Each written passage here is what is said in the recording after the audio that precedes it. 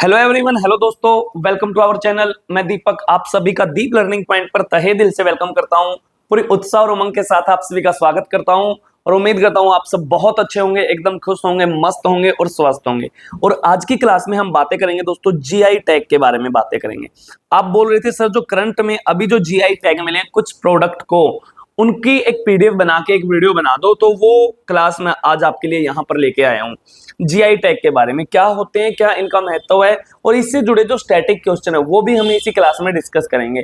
अभी हाल फिलहाल में जो चर्चा में रहे हैं जीआई टैग, उनके बारे में बातें करेंगे, ठीक है। तो क्लास को शुरू करते हैं। सबसे पहली बात आई जीआई टैग क्या होते हैं। Geographical indication tag. देखो हमारी सरकार किसी भी क्षेत्र के किसी भी प्रोडक्ट को, जो वहां पर बहुत फेमस प्रोडक्ट होता है, जो मशहूर प्रोडक्ट होता है, उसको जीआई टैग दे देती है। अब इस जीआई टैग का महत्व क्या है। यह किसी उत्पाद की भौगोलिक उत्पत्ति और विशेषता को प्रमाणित करता है, ठीक है। किसी भी क्षेत्र का कोई भी विशेष प्रोडक्ट वो हो सकता है। अब ये क्या है इसके फायदे। स्थानीय जो कारीगर हैं, जो लोकल आर्टिस्ट हैं, और किसानों को आर्थिक एवं कानूनी संरक्षण देता है, उनको पहचान देता है, उनको वैल्यू देता है, जो लोकल आर्टिस्ट हैं जो उस प्रोडक्ट को बनाते हैं। अब भारत की संस्कृति, परंपरा और विविधता को विश्व भर में पहचान दिलाता है। देखो हमारी सरकार अभी वर्तमान में बहुत सारे जीआई टैग दे रही है। क्यों कर रहे हैं हम ऐसा। बिल्कुल ऐसे समझ लो कि हम अपनी संस्कृति का, हम अपनी कल्चर का प्रमोशन कर रहे हैं, ठीक है। अब ये कोई भी प्रोडक्ट हो सकता है, जैसे कि आपकी कोई भी मिठाई हो सकती है, जैसे कि कोई कपड़ा हो सकता है, आपकी चप्पल भी हो सकती है, जैसे कि कोल्हापुरी चप्पल को भी मिला था, कोल्हापुरी चप्पल को भी मिला था पीछे, ठीक है। महाराष्ट्र का एक शहर है कोल्हापुर। ये कोल्हापुर है वैसे, इसको अगर मैं लिखूं ऐसे,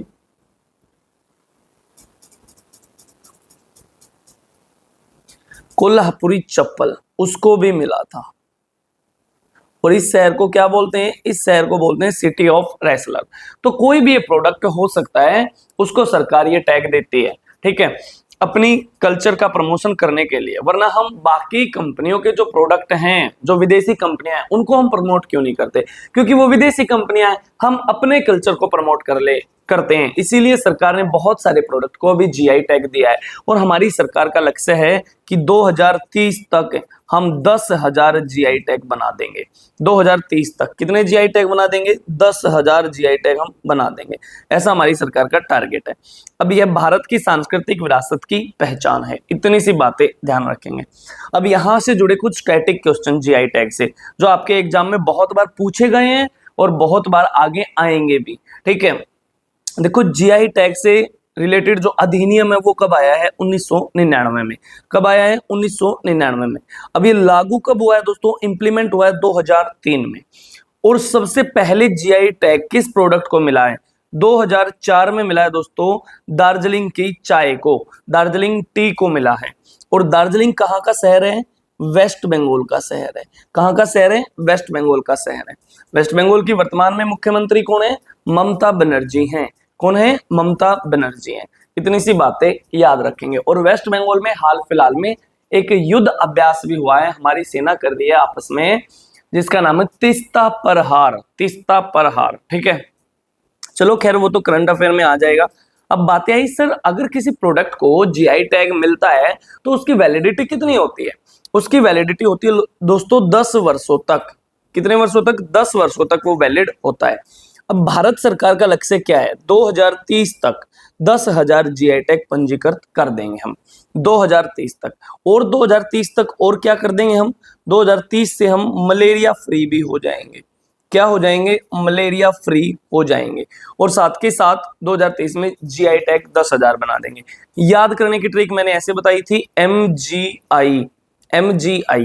देखो एम से वैसे मलेरिया है और जीआई से जीआई टैग है, लेकिन MG हेक्टर की गाड़ियां आती हैं ना, कंपनी है एक MG हेक्टर जिसकी गाड़ियां आती हैं, और ये गाड़ियां कम से कम 20 से 30 लाख रुपए की आती हैं। कितने की आती हैं, 20 से 30 लाख रुपए की आती हैं। तो ऐसे याद रखेंगे, MGI की गाड़ियां 20 से 30 लाख की आती हैं। अब 20 से 30 लिखोगे तो ये क्या बन गया, 2030 बन गया। और M से बन गया क्या, मलेरिया। क्या बन गया, मलेरिया। और G से बन गया जीआई टैग। तो जीआई टैग 10,000 बना देंगे और मलेरिया से फ्री हो जाएंगे 2030 तक। इतनी सी बातें याद रखेंगे। और 2014 में हम किससे फ्री हुए थे दोस्तों? 2014 में हम पोलियो से फ्री हुए थे, पोलियो से फ्री हुए थे। 2025 में किससे फ्री हो जाएंगे? टीबी फ्री हो जाएगा भारत, टीबी फ्री हो जाएगा। एनीमिया से कब फ्री हो जाएंगे? एनीमिया से 2047 में फ्री हो जाएंगे। इतनी सी बातें याद रखेंगे। कुष्ठ रोग से कब फ्री हो जाएंगे? कुष्ठ रोग से, लेप्रोसी से फ्री हो जाएंगे हम 2027 में। और 2027 में हम लिम्फेटिक फाइलेरियासिस नामक बीमारी से भी फ्री हो जाएंगे। इतनी सी बातें आप याद रखेंगे। अब बातें करते हैं आगे की ओर। चलो, 2025 में जीआई टैग प्राप्त करने वाले प्रमुख जो उत्पाद हैं, जो प्रोडक्ट हैं, वो यहां पर मैंने ऐड किए हैं। सबसे पहले बात करते हैं गुजरात। अब गुजरात से है घर चोला साड़ी। घर चोला साड़ी एक प्रकार से साड़ी की प्रिंटिंग है। घर चोला साड़ी पारंपरिक शादी का परिधान है, तो उसको भी जीआई टैग मिला है। घर चोला काफी चर्चा में रही है, ठीक है। फिर एक है कच्ची खरेक। कच्ची खरेक क्या दोस्तों? खजूर की एक टाइप है, खजूर जिसमें रेगिस्तानी मिठास देखा जाता है, कच्ची खरेक। और एक बहुत फेमस चीकू है गुजरात का, अमलसाद चीकू। अमलसाद चीकू जो अपने मीठेपन के लिए जाना जाता है। कहाँ का चीकू है? अमलसाद चीकू। कहाँ का है? गुजरात का है। कहाँ का है? गुजरात का है, ठीक है। इतनी सी बातें याद रखेंगे। और गुजरात के मुख्यमंत्री कौन है? भूपेंद्र भाई पटेल हैं। और एक बहुत फेमस है यहाँ पे सौदागरी ब्लॉक प्रिंटिंग। सौदागरी ब्लॉक प्रिंटिंग कहाँ की दोस्तों? अहमदाबाद की। कपड़ों में ये प्रिंटिंग की जाती है। अब अहमदाबाद से बातें भी तुम्हें बताऊं। अहमदाबाद शहर को 2017 में किसको जोड़ा गया? किस में जोड़ा गया? यूनेस्को की इंटेंजिबल साइट में जोड़ा गया। यूनेस्को की इंटेंजिबल साइट में जोड़ा गया। किसको? अहमदाबाद को। और भारत का पहला शहर बन गया दोस्तों किस में शामिल होने वाला? यूनेस्को की इंटेंजिबल साइट में शामिल होने वाला। और अहमदाबाद को क्या बोलते हैं? बोस्टन ऑफ इंडिया भी बोलते हैं, बोस्टन ऑफ इंडिया। और साथ के साथ क्या बोलते हैं? मैनचेस्टर ऑफ इंडिया भी बोलते हैं, मैनचेस्टर ऑफ इंडिया। ये भी किसे बोलते हैं? अहमदाबाद को बोलते हैं। इतनी सी बातें याद रखेंगे। उसके बाद और अहमदाबाद में और क्या क्या है? अहमदाबाद में है आपका इंडियन इंस्टीट्यूट ऑफ मैनेजमेंट। ये कहाँ है? आपका अहमदाबाद के अंदर है। फिर है अंडमान और निकोबार। अंडमान निकोबार क्या है? भारत का यूटी है। क्या है? यूटी है। कब बनाया गया? 1956 में बनाया गया, ठीक है। 1956 में। अंडमान वैसे अलग ग्रुप ऑफ आइलैंड है और निकोबार आपका अलग ग्रुप ऑफ आइलैंड है, और दोनों को 10 डिग्री चैनल के द्वारा अलग किया जाता है।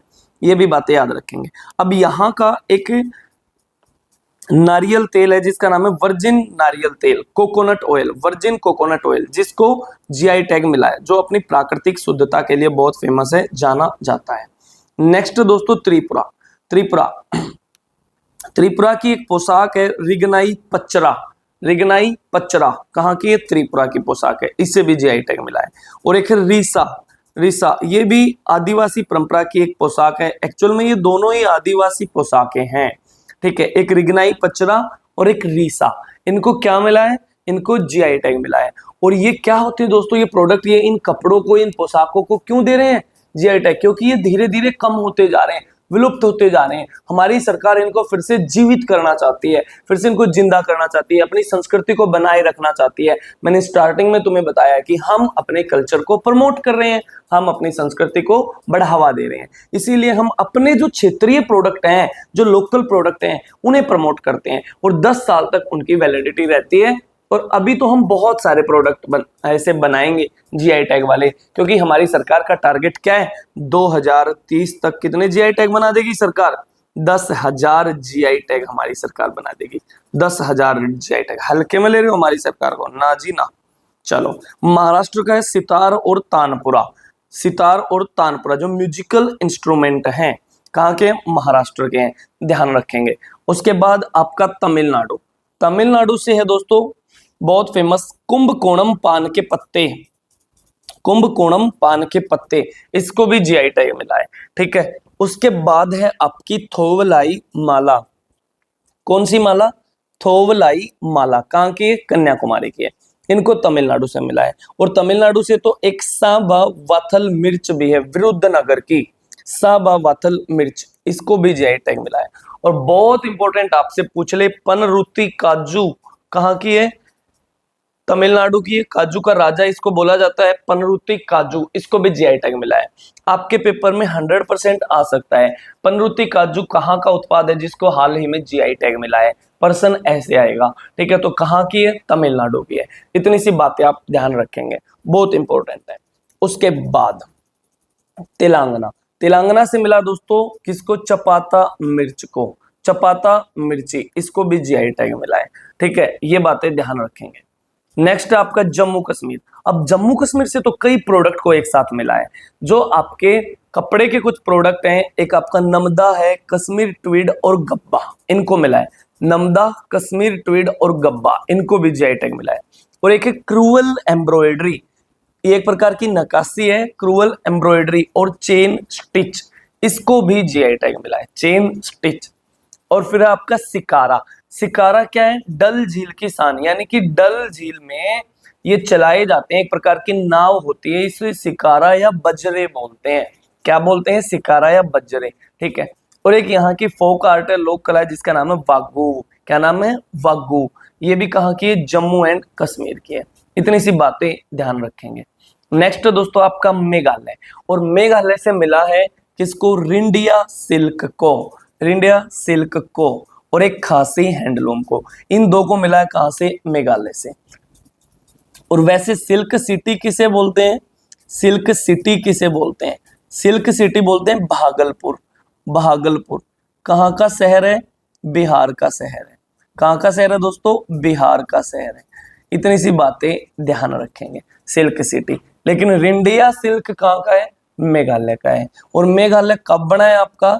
मणिपुर, मेघालय और त्रिपुरा आपके 1972 में बने हैं। इतनी सी बातें याद रखेंगे। MMT, MMT ये तीनों ही राज्य कब बने हैं? 1972 में बने हैं। उसके बाद उत्तर प्रदेश, उत्तर प्रदेश की शहनाई भाई साहब, ठीक है, बनारस की शहनाई, क्या बात है जी, इसको भी जीआई टैग मिला हुआ है, ठीक है। और शहनाई के नाम पे एक नाम भारत के अंदर बहुत फेमस है, उस्ताद बिस्मिल्लाह खान, ठीक है। कौन? उस्ताद बिस्मिल्लाह खान, ठीक है, जिनकी शहनाई की गूंज विदेशों तक गई है। उस्ताद बिस्मिल्लाह खान की, जब भारत आजाद हुआ है तो उस टाइम पे भी लाल किले पर जो शहनाई बजाई थी उस दौरान, वो भी किसने बजाई थी? उस्ताद बिस्मिल्लाह खान ने बजाई थी। अगर आपको पता है दोस्तों उस्ताद बिस्मिल्लाह खान को भारत रत्न कब मिला है, तो मेरे को जरूर कमेंट करके बताओ कि उस्ताद बिस्मिल्लाह खान को भारत रत्न कब मिला है। भारत रत्न से सम्मानित किया गया है उस्ताद बिस्मिल्लाह खान को, भारत का सर्वोच्च नागरिक सम्मान है भारत रत्न, उससे भी सम्मानित उनको किया गया है। तो कमेंट करके बताएंगे कि उस्ताद बिस्मिल्लाह खान को भारत रत्न से कब सम्मानित किया गया है। और नेक्स्ट आपका सांची क्राफ्ट, सांची क्राफ्ट ये मथुरा की पेंटिंग है, ठीक है, इसको भी जीआई टैग मिला है। और एक है बांसुरी, बांसुरी पीलीभीत की बांसुरी, इसको भी जीआई टैग मिला है। और फिर है तिरंगा बर्फी और बेसन के लड्डू, तिरंगा बर्फी और बेसन के लड्डू हनुमानगढ़ी के, बहुत फेमस है, ठीक है, इनको भी जीआई टैग मिला है। मैंने बताया है आपको स्टार्टिंग में, ये कोई मिठाई हो सकती है, कोई कपड़ा हो सकता है, कोई पेंटिंग हो सकती है, कोई प्रोडक्ट हो सकता है, चप्पल है, कोई भी प्रोडक्ट ये हो सकता है। इतनी सी बातें ध्यान रखेंगे। अब लद्दाख, लद्दाख दोस्तों वर्तमान में भारत का सबसे बड़ा क्या है? यूटी है, सबसे बड़ा केंद्र शासित प्रदेश है, ठीक है। इसको क्या बोला जाता है? वैसे इसको बोला जाता है जी कोल्ड डेजर्ट, क्या बोला जाता है? ठंडा मरुस्थल बोला जाता है। और वर्तमान में इसमें कितने जिले हैं? 7 जिले हैं। कितने जिले हैं? 7 जिले हैं। एक लद्दाख है, एक लेह है, नहीं एक तो लेह है, एक कारगिल है, एक साम है, एक चांगथांग है, एक नुब्रा है और एक द्रास है, ये जिले हैं इसमें, ठीक है। और यहाँ का बहुत फेमस है दोस्तों पश्मीना ऊन, पश्मीना ऊन, ठीक है, पश्मीना शॉल आपने सुने होंगे, इससे बनाए जाते हैं। तो लद्दाख का ये प्रोडक्ट जिसे हाल ही में जीआई टैग मिला है। और एक है मध्य प्रदेश की पेंटिंग, बहुत फेमस सी पेंटिंग है गोंड पेंटिंग, गोंड पेंटिंग मध्य प्रदेश की, ठीक है, आदिवासी भावनाओं की एक ये पेंटिंग है गोंड पेंटिंग मध्य प्रदेश से, जिसको जीआई टैग मिला है। नेक्स्ट दोस्तों असम, असम के माजुली मुखोटे, माजुली मुखोटे और पांडुलिपि चित्रण, इन दोनों को भी जीआई टैग मिला है, जिसमें कथाओं का जीवंत चित्रण किया गया है, ठीक है। असम से दो, और असम से बातें याद रखेंगे, असम अपनी दूसरी राजधानी किस शहर को बनाएगा? डिब्रूगढ़ को बनाएगा। किसको बनाएगा? डिब्रूगढ़ को बनाएगा। और असम अपना खुद का सैटेलाइट लॉन्च करने वाला पहला राज्य होगा जिसका नाम होगा असम सेट। क्या नाम होगा? असम सेट। इतनी सी बातें ध्यान रखेंगे। नेक्स्ट दोस्तों ओडिशा। ओडिशा से है आपका सिल्वर फिलिग्री, चांदी की तारकसी होती है ये, ठीक है, सिल्वर फिलिग्री। और वैसे भारत में सिल्वर सिटी कौन सा है? सिल्वर सिटी किसको बोला गया है? कटक को बोला गया है। किसको? कटक। कटक शहर कहाँ का है? उड़ीसा का। किस नदी के तट पे? महानदी के तट पे दोस्तों। किस नदी के तट पे? महानदी के तट पे। और यहाँ पे किसका जन्म हुआ है? सुभाष चंद्र बोस का जन्म हुआ है। सुभाष चंद्र बोस का जन्म हुआ है। इतनी सी बातें याद रखेंगे। आप पूछ लो सर कब हुआ है? 1897 में हुआ है, ठीक है। कितने जनवरी? 23 जनवरी। इसीलिए 23 जनवरी को क्या मनाते हैं? पराक्रम दिवस। क्या मनाते हैं दोस्तों? पराक्रम दिवस। और एक बात बताओ आप मेरे को, जब आप चावल खाते हैं तो कट कट की आवाज आती है ना, कट कट की आवाज आती है। तो इसीलिए सेंट्रल राइस रिसर्च इंस्टीट्यूट कहाँ है? कटक के अंदर है। सेंट्रल राइस रिसर्च इंस्टीट्यूट का है? कटक के अंदर है। केंद्रीय चावल अनुसंधान केंद्र कटक में, महानदी के तट पे सुभाष चंद्र बोस का जन्म हुआ है। 23 जनवरी 1897 को हुआ है। और 23 जनवरी को मनाते पराक्रम दिवस। और कटक को क्या बोलते हैं? Silver city. और वहां की एक सिल्वर की तारकसी है, सिल्वर फिलगरी, जिसको जीआई टैग मिला है। इतनी सी बातें आप याद रखेंगे। नेक्स्ट दोस्तों डेंकनाल मांझी और रेड आंट चटनी, ठीक है। डेंकनाल आजी मांझी क्या है? ये एक मिठाई है, ठीक है, इसको मिला है। और एक रेड आंट चटनी, इसको भी क्या मिला है? जीआई टैग मिला है। और एक डोंगरिया कोंद साल। डोंगरिया कोंद साल, ठीक है, बहुत पुरानी एक परंपरा है, ये कपड़ा एक प्रकार से, इसको भी क्या मिला है? जीआई टैग अभी दिया गया है उड़ीसा से। नेक्स्ट है अरुणाचल प्रदेश। अरुणाचल प्रदेश पहली बात तो कब बना है? मैं लिख दूं यहाँ पे 1987 में बना है। कब बना है? 1987 में बना है। और यहाँ का एक बहुत फेमस सा पेपर है दोस्तों जिसका नाम है मोनप्पा हैंडमेड पेपर। कौन सा पेपर? Monpa handmade paper. इसको जीआई टैग मिला है। और एक है वांचो शिल्प। वांचो शिल्प ये लकड़ी की एक कला है जिसको हाल ही में जीआई टैग दिया गया है, ठीक है। इतनी सी बातें आप याद रखेंगे। मोनप्पा हैंडमेड पेपर और वांचो शिल्प लकड़ी की कला, ये बातें ध्यान रखेंगे। तो चलिए दोस्तों, उम्मीद करता हूं मेरे ख्याल से इतने ही जीआई टैग थे, ठीक है, जो हाल ही में चर्चा में रहे हैं। जिन प्रोडक्ट को जीआई टैग मिला है वे मैंने यहाँ पर ऐड कर दिए हैं, ठीक है। उम्मीद करता हूँ आपको ये बातें समझ आई होंगी, क्लास अच्छी लगी होगी, ठीक है।